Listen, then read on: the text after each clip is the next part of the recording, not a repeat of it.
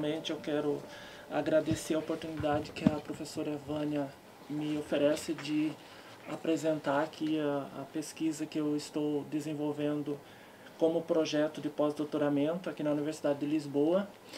É um projeto de 1 ano financiado pela CAPES, iniciou-se em setembro do ano passado e se encerra agora em agosto deste ano.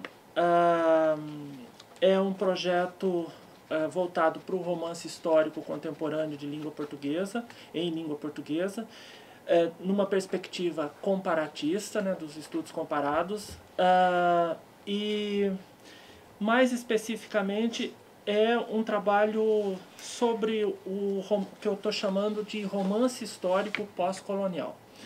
É um rótulo relativamente problemático, polêmico, mas eu vou tentar explicar aqui, expor algumas coisas relativas ao meu projeto de pesquisa que eu estou desenvolvendo, mas é algo que também, há alguns anos eu venho refletindo sobre ele na Universidade de Brasília, com alunos de iniciação científica, alunos de mestrado, agora já tenho alunos de doutorado trabalhando comigo. Não tinha de pós-doutorado porque eu não tinha pós-doutorado. Quem sabe a partir do próximo ano. Especialmente o romance histórico, trabalhando com o romance histórico contemporâneo em língua portuguesa, né? Bom, eu dei um título aqui para minha fala, eu vou tentar ser bastante rápido e sintético, eu tenho meia hora para falar sobre isso, é um problema muito grande, muito amplo, complexo, e vou tentar ser bastante sucinto. Dei um título aqui então de Passados Contestados, o romance histórico pós-colonial. Uma pergunta de pesquisa que eu fiz desde o começo no meu projeto de pesquisa, se esse romance histórico contemporâneo, pós-colonial, ele estaria, a sua representação da história, que história que ele estaria representando, que passado que ele estaria representando na narrativa romanesca, né? Por isso uma pergunta seria por uma outra história, né? A figuração do passado no romance pós-colonial. Que outra história é essa, né? Que esse romance histórico contemporâneo, o meu corpus, pelo que é possível verificar, e o meu corpus é bastante sucinto, mas ele pode ser ampliado, é um projeto que exige e possibilita desdobramentos, né? Então, na perspectiva comparatista, eu utilizo aqui esse romance bastante conhecido e que eu acho o melhor romance da Ana Miranda, que é o Desmundo. Tem um excelente filme também, inclusive num português arcaico, com legenda, do século XVI, né? Um romance pouco conhecido no Brasil, Peregrinação de Barnabé das Índias, do Mário Cláudio. A Gloriosa Família, do angolano Pepetela, que é dos 4 o mais conhecido, né? E talvez o romance mais estudado, criticamente mais estudado dos 4. E um autor também relativamente desconhecido no Brasil, que é o moçambicano Ngulani Bacacosa, com o romance Choriro. Esse é o meu corpus, e o que aproxima esses romances é a representação de um passado colonial, especialmente que tem a ver com a presença portuguesa nos trópicos, né? A relação, os impasses, os conflitos, as tensões geradas com essa presença portuguesa nos trópicos, né? Esses romances imaginam essa presença portuguesa, essa chegada dos portugueses à Índia, ou essa chegada de mulheres órfãs no Brasil colonial no século XVI com a Ana Miranda, a presença holandesa e portuguesa em Angola no século XVII e a presença portuguesa no chamado fenômeno histórico dos prazos, né, os prazeiros em Moçambique, né, já no século XIX com o romance Choriro do Ngulani Bacacosa. Bom, eu tenho um problema teórico aí, que é literatura e representação pós-colonial, a tradução literária da tradição histórica. tem um imenso problema teórico que eu não vou dar conta de resolver nunca, mas nem vou aprofundar muito aqui para não perder o meu foco, que é a questão do gênero romance histórico. A historiadora Ana Paula Tavares, certamente, isso é uma questão seríssima para os historiadores, e também nós da literatura, da teoria literária, também, eu pelo menos gosto muito de refletir, de pensar e estudar essa relação entre o discurso histórico e o discurso ficcional, né? Sabemos que existem rios de tintas correram e correm sobre isso, né? E eu posso dar alguns indícios, né? Obviamente o texto fundador, a poética do Aristóteles, a questão da história como ciência no século XIX, né? O que eu chamaria do fetiche do documento a partir do século XIX, com a história positivista, e ao longo do século XX, as imensas correntes historiográficas que vão problematizar a relação ou a questão do discurso histórico e a possível relação entre o discurso histórico e o discurso ficcional, dentre os mais conhecidos, o Hayden White, né? Bom, eu tenho algumas questões aqui que eu não vou poder aprofundar, mas só indicar, né, da relação literatura e história. A questão da imitação do fato, a descrição do fato, o teste de realidade que se obriga a história, o teste de verossimilhança, o teste de ficcionalidade da literatura. Isso eu retirei de um texto de uma discussão entre o Alfredo Bose e o Walter Mignolo, um congresso que houve em São Paulo, Literatura e História na América Latina, né, um livro organizado pelo Flávio Wolff e a Lígia Chiappini, né. Acho bastante interessante essa diferenciação aí, o teste de realidade e o teste de ficcionalidade, o compromisso ético com a verdade e o compromisso com a imaginação, com a invenção do texto literário, né? Tem um outro problema teórico também a ser pensado, que é o gênero romance histórico no século XIX e o gênero romance histórico no século XX, né?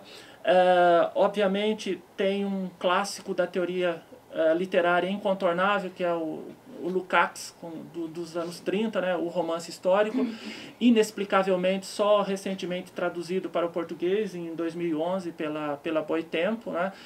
Todos trabalhavam normalmente com uma edição espanhola dos anos 60, em língua espanhola, e agora há uma tradução bastante cuidada, com uma introdução, uma longa introdução, notas, enfim, um estudo incontornável sobre o gênero romance histórico, né? Algumas questões que saltam aos olhos quando tratamos do gênero romance histórico no século XIX, né? A relação do gênero com a nação, né? A configuração da identidade nacional, imaginar o passado, e o romance histórico então corrobora nesse programa romântico da nacionalidade, né? A reconstituição rigorosa do ambiente, isso é uma característica também, especialmente obviamente também da referência incontornável que são as novelas Waverly do Walter Scott, né? Outro fato importante, o distanciamento temporal bem demarcado, né? O convívio de personagens fictícias e históricas, o chamado herói mediano, que o Lukács chama de herói mediano, como protagonista de uma intriga fictícia, né? O paradigma do romance histórico no século XIX para o Lukács é o Walter Scott, porque através desse herói mediano, o romance do Scott coloca em confronto forças antagonistas, né?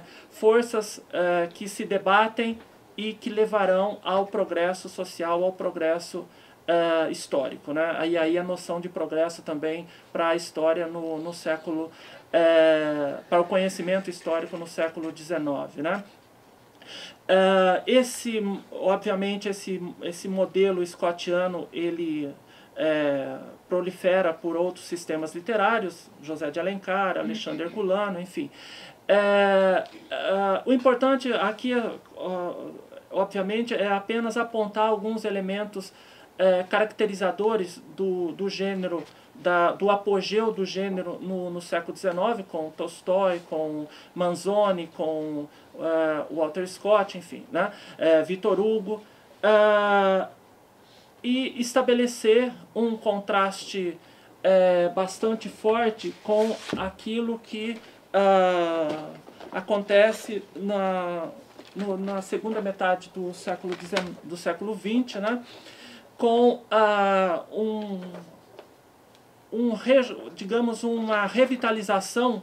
Não é que não houve romance histórico ao longo desses anos todos, mas houve um crescimento exponencial, né, do gênero, e em destaque o crescimento exponencial do gênero nas chamadas literaturas periféricas ou nas chamadas literaturas emergentes, especialmente o caso do romance histórico hispano-americano, né?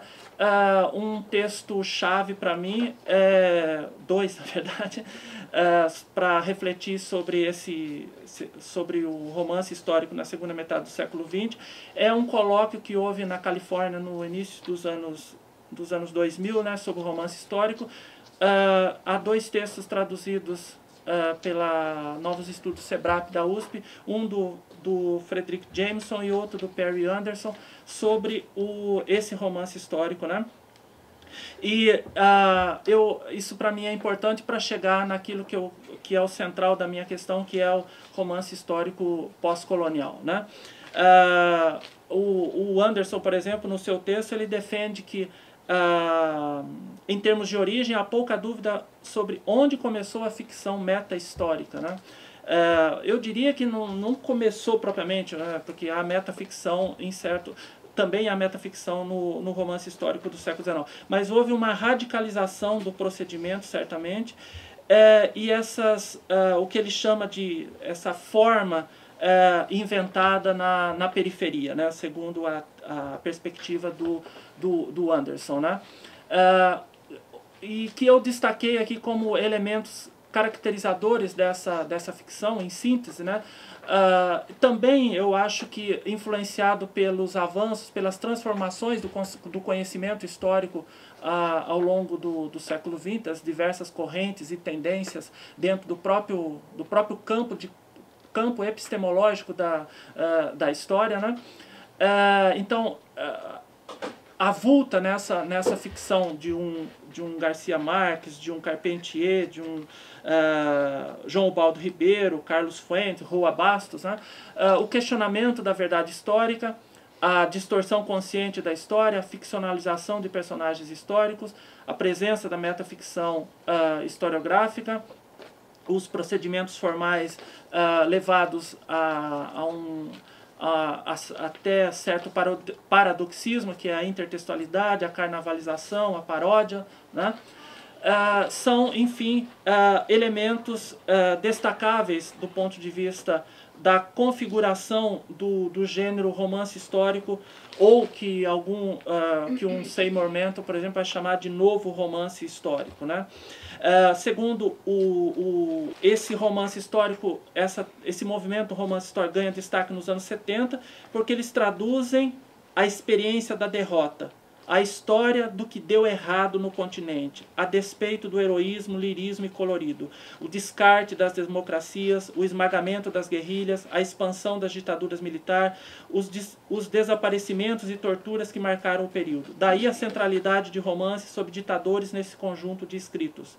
As formas distorcidas e fantásticas de um passado alternativo. De acordo com essa leitura, seriam originadas a partir das esperanças frustradas do presente, bem como de muitas reflexões, advertências ou consolações. De alguma maneira, esse trecho que eu cito aqui do Anderson está aqui para dizer que o romance histórico figura o passado, mas de alguma maneira está problematizando o presente, né? que é uma fala importante do Lukács do passado como pré-história do presente. As coisas não estão congeladas, separadas, distantes. Há uma relação dialética entre passado e presente, e o passado se revive, se atualiza também no presente. De modo curioso a dizer que o romance histórico que fala do passado, de alguma maneira, pode estar falando, sim, do presente também. Bom, isso para bem sinteticamente sobre a questão do gênero, né? Romance histórico. E aí eu proponho na minha pesquisa uma reflexão sobre o romance histórico, especialmente nas chamadas literaturas emergentes, em que o problema do pós-colonial se coloca, né? Esse rótulo eu utilizei no meu projeto de pesquisa apresentado à CAPES, e saiu agora em 2014. Esse livro de 2014, comprei, é um livro que está em inglês, o romance histórico pós-colonial, e de uma pessoa que eu não sei quem é, Hamish Deley, diz aqui que é um professor de Nova York, que usa esse rótulo romance histórico pós-colonial, né? Algumas questões que me parecem importantes para tratar do meu corpus e do que eu estou chamando de romance histórico pós-colonial, o problema de uma história alternativa, né? Na medida em que há um questionamento de certas versões consolidadas do passado, né?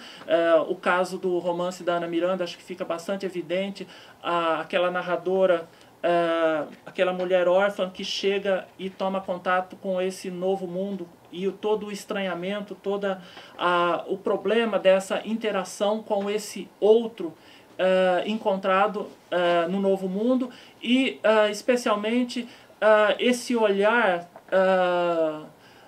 um olhar que procura ser um olhar alternativo a esse passado. Quais são os atores, quais são os protagonistas, quais são os eventos que podem ser destacados nesse romance histórico, né? O olhar da mulher, no caso do romance brasileiro, o olhar do escravo, no caso do romance angolano, o papel do judeu convertido na viagem do Vasco da Gama às Índias, no romance do Mário Cláudio, a questão do português aculturado em Moçambique no contexto dos prazos no século XIX, né? E é bem interessante, só destaco aqui o choriro do Ungulani, que não é o branco que tenta impor o seu padrão cultural, mas é o branco que adere às formas culturais encontradas, né? É o aculturamento em outra direção, né? Nessa medida é possível então pensar nessa história alternativa, nessa reversibilidade da história, num esforço desse, eu não vou dizer que é só da literatura, só do romance, há também imensos campos da historiografia que buscam essa leitura ou essa perspectiva descolonizada da história, e que o romance também vai, especialmente esse que eu estou chamando de romance pós-colonial, vai problematizar esse arquivo colonial, né? Esse arquivo histórico colonial, né? Vai olhar para o colonial por uma perspectiva pós-colonial, né? Por isso, falar de uma história alternativa, de uma reversibilidade da história, de uma descolonização da história, de uma reescrita periférica da história, isso acho que fica bastante evidente no caso do belíssimo romance A Gloriosa Família, né? Em que se o foco está naquela família holandesa, também há espaço para contar histórias alternativas, né? Histórias fundamentais também no processo de colonização, que esse escravo, de alguma maneira, dá a ver à medida em que fala da presença holandesa em Angola, né? De alguma maneira, essa escrita, e chama atenção também porque são 3 romances em que o foco narrativo está na primeira pessoa, né? O que já é um problema pensando do ponto de vista do discurso historiográfico, falar em primeira pessoa, né? A literatura pode, para o discurso historiográfico já mais problemático, né? Mas de toda maneira, dentro das possibilidades da verossimilhança do discurso literário, essa escrita em primeira pessoa, esse olhar feminino, esse olhar do judeu, esse olhar do escravo, né? No caso do romance moçambicano, esses diversos, essa perspectiva múltipla sobre a figura do português aculturado, tudo isso coloca em questão, eu acho problemática a ideia de história oficial, cada vez mais problemática a ideia de história oficial, mas algumas versões hegemônicas, vamos dizer assim, algumas versões consolidadas sobre o passado colonial, né? Obviamente que me parece que, especialmente na África, esse romance histórico pós-colonial está muito relacionado com o processo da imaginação da nação também, porque esse romancista, ele faz pesquisa também, né? Obviamente. Inclusive, às vezes, parece um pouco até irônico, né, que apareça uma bibliografia lá no final, né? Mas há de alguma maneira, um trabalho com as fontes, vamos dizer assim, né? Claro que há uma liberdade, há um horizonte mais aberto, mas é sabido que um Pepetela, por exemplo, vem aqui na Torre do Tombo e faz as suas pesquisas, né? Enfim, obviamente que nós estamos aqui tratando, no caso das literaturas africanas, de um romance ou da literatura em si que está também inserida nesse projeto de imaginar a nação, né? E o romance histórico também corrobora nessas literaturas para imaginar a possibilidade de passar dos outros também, né? Em que o protagonismo não esteja só nas mãos do colonizador, né? Eu acho que nesse sentido é relevante pensar essa relação entre romance histórico e nação. Como foi importante na Europa no século XIX, acho que é importante nessas literaturas africanas da segunda metade do século XX, né? E aí no meu corpus entra um problema que é também a literatura portuguesa, né? Ou a literatura brasileira, que é difícil de resolver isso, né? Mas de alguma maneira o romance do Mário Cláudio, Peregrinação de Barnabé das Índias, também está fazendo uma reflexão pós-imperial, né? Fazendo uma problematização do passado por uma ótica pós-imperial, né? Então, dessa maneira,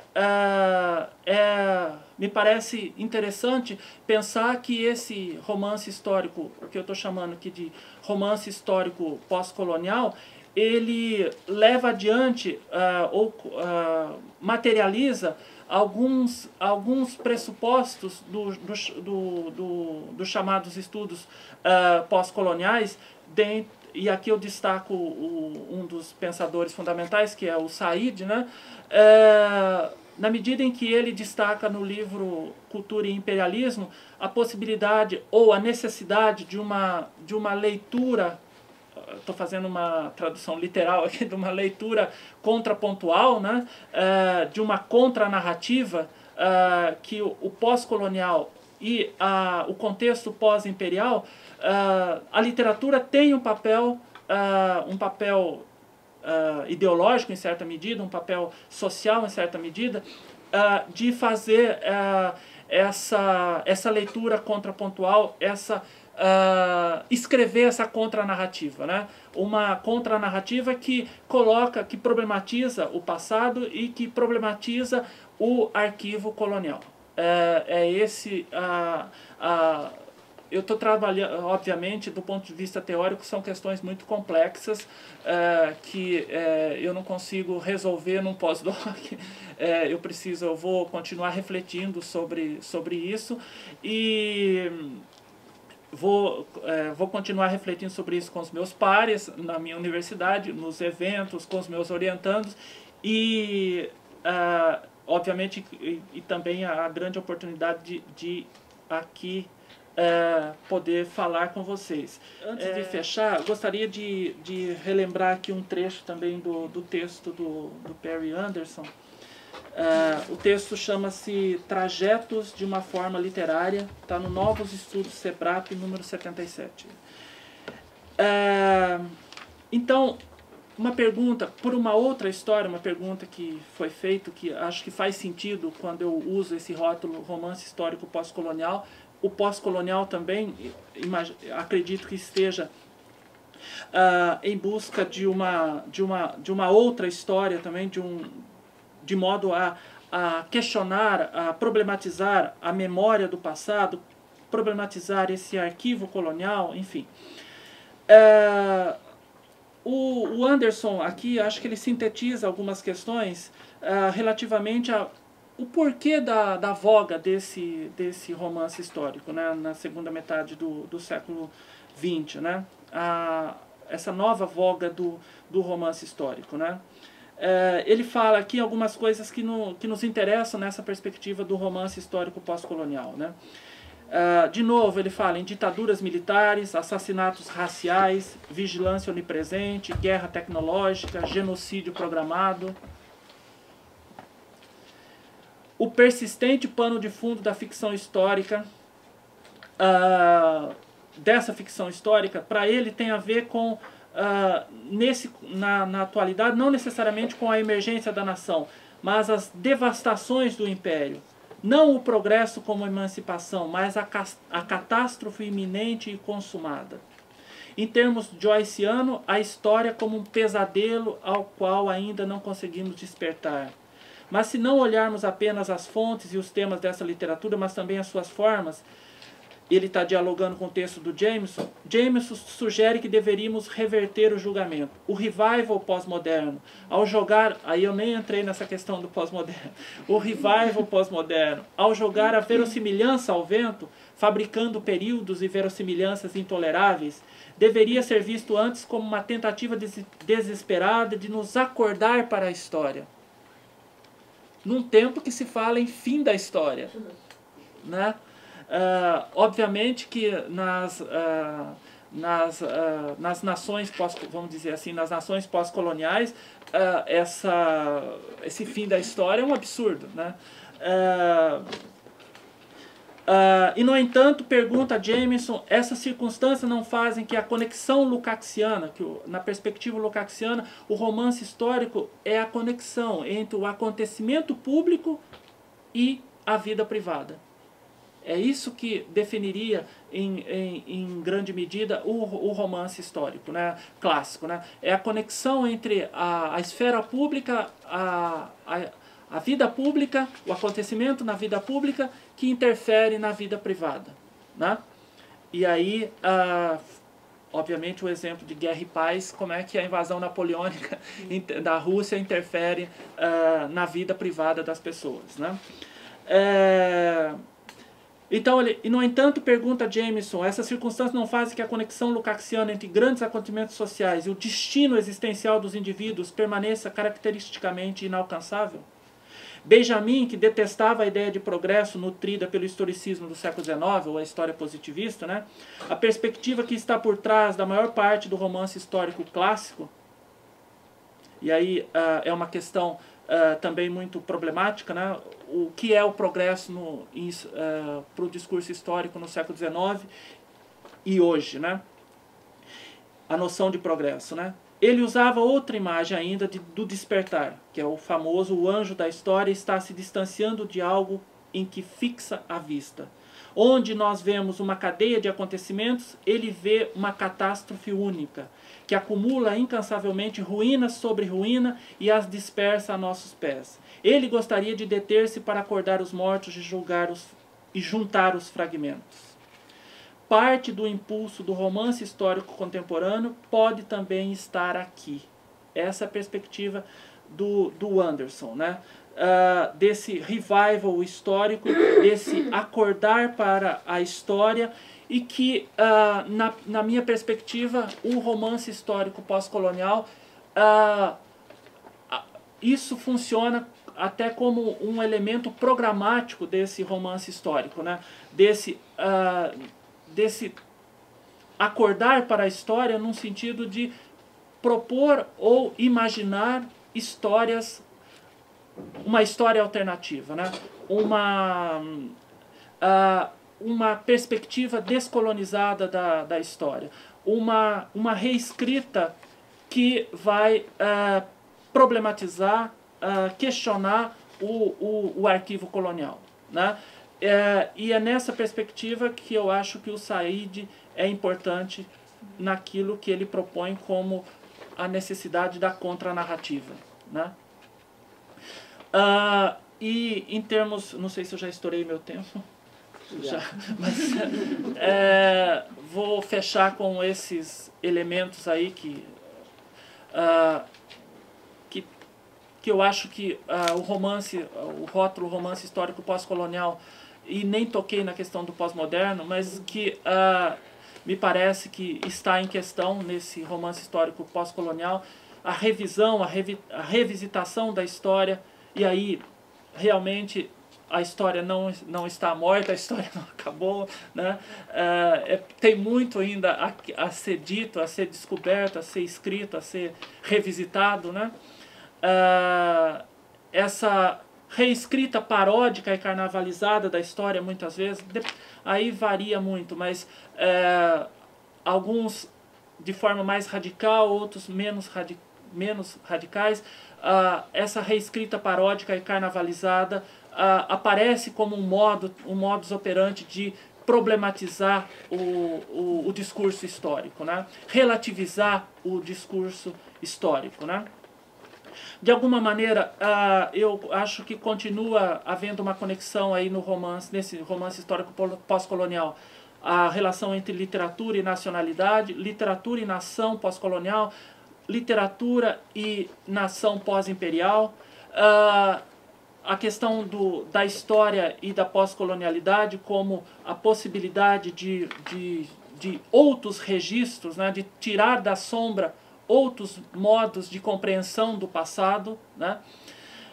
Por isso que eu fecho com essa ideia de que esse romance histórico pós-colonial, a minha tese, digamos, do meu projeto é a pergunta, né, se esse romance histórico bate-se por uma outra história, né?